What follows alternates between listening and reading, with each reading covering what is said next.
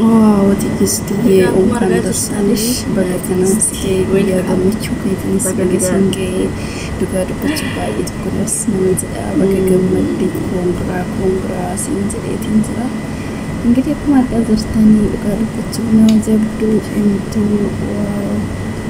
በገገመዴ በገጉያ ከና አርኪቴ ቢያ ገመችው ከይት ቢያ ከና አርኩ ጫባንት እንደምች እንዘሩ አሽማርከ ሆነ ይብቶታ ከበጀምቶታ ታናል ዩቲዩብ ያስቀለች ጀረት ያርገምታኒ ይጅረጅርቶ በከዘርታኒ እንደት ያጋን ወቄስኒ ፋባያቱ የቻ እጋ አኩማርግተኒ ትግስት ገረቢያ ገልቴት ይርቲ ቱርቴ እንግዲህ ديبتي بيا يباي بيا جادلات ديبتي مالك ديبتي كمت ديبتي يچون كي چنينولو وفين دبتي تيجرتي ايغا منر ايجارتي دوغا دبچو بوبسيدا ابا منا اري اغاري قواتي اري انتو كتوكو بيكتني دوغا دبچو في تيغستي اوغا ايرا بيا دباي كيسو كنمو كويتلي كان بيروت الري oga lamanta yette akkasumas immoo Dubai kana keessa oga dheeraa teechee jechuudha garumoo iri'aan akkana hin jiru oga dheeraa eegee jaalalli dhugaa jiraannan namni kamiyyuu jechuudha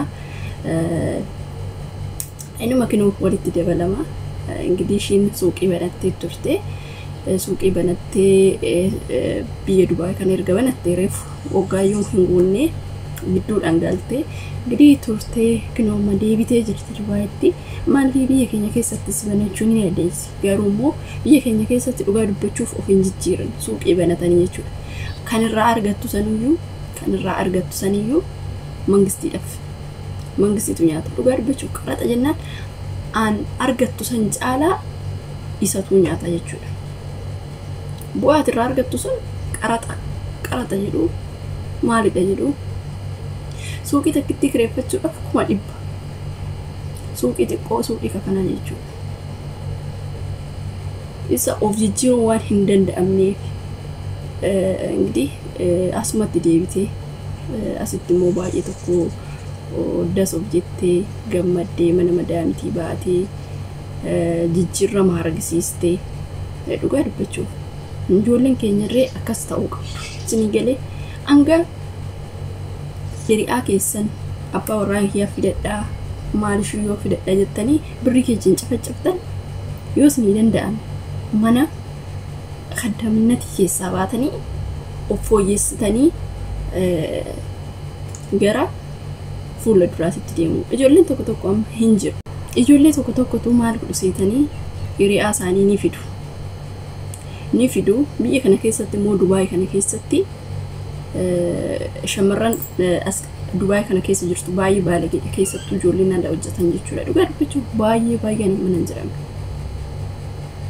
baqa ifiddo gaafa fidassan kuma drama kuma 8 kan baqa ji'a 5 ji'a 4 tokkoon riidhaa isaanii yookiin immoo ni fidu inni tarii okin hojiin dhabamuu danda'a akkuma argaa jirtan hojiin dheeraa hin jiru baay'ee kana keessatti namoota baay'eetu rakkataa bu'aa jira yaa ta'u malee ifiduu yeroo fidan kanatti inni gaafa as ga'ee TikTokii dhugaa dubbachuuf maal jedhee mucaa wayii dallala wayii ijoolleen Itoophiyaa jedhe hojjechuudhaan dhufanii mul'achuudhaaf dhufu jedhu dhugaadha baqa gaafa biyya Arabaa deeman immoo Ameerikaa deemee Ameerikaa biyya kana seenan wajjumta argamtu malee nama san kuban qaban kanaafuu ingoomina qarshii keessa walitti qabatanii yoo tarii yookiin hojii qaxxitaa ani hojii bareedanoo jiraate yeroo ammaa kanatti faa oduu fiduu baatanii namoota maayii warra dhiiraa osoo dhufuu baatanii dhugaa dubbachuuf maaliif hojiin hin jiru gaafa fiddanoo akkana wajjiniin hin baran namoota hedduun jechuudha ijoollee hedduun akkatti kasammuu isaanii dhabaa jiran namoota meeqatu jira kanaaf osoo nama qarshii keessa walitti qabatanii waa tokko biyya keessatti ofii keetii asii hojjechaa biyya keessatti immoo waan ta'e banattee akkasitti illee yookiin nama saniif nama qarshiitti fidusanii achitti illee nama lama taatanii gaafa hojjettan of jijjiiruu dandeessu jechuudha sinii galee Anaa waan akkasiiti isiniin jedha obboloota koo. Ijoollee baay'een jechuun ishee wadamu. Maaliif iffiduu yeroo fidansan isaan ji'a takka ji'a lama guutan waliin beekan. Khalaas.